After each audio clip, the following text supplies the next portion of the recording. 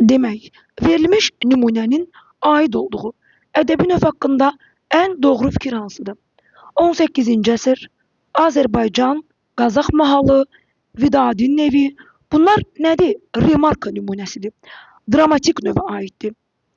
Bizdən dramatik növ haqqında ən doğru fikir istəyir.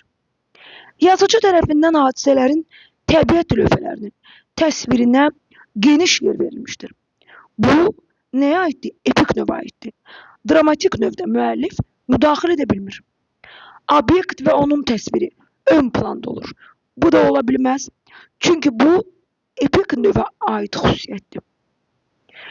Müəllifin hadisəyə müdaxilə etməsi, haşiyə çıxması mümkün deyil. Doğrudur. Bu dramatik növə aiddir. Dramatik növdə müəllif müdaxilə edə bilmir. Bu ədəbi növdə fikir və hiss vəhdətdə olur. Bu əlbəttə ki, lirik növə aiddir. Yalnız mənzum formada qələmə alınır.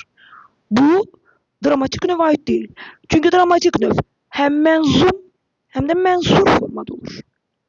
Deməli, cavabımız müəllifin hadisəyə müdaxilə etməsi, haşiyə çıxması mümkün deyil cavabıdır.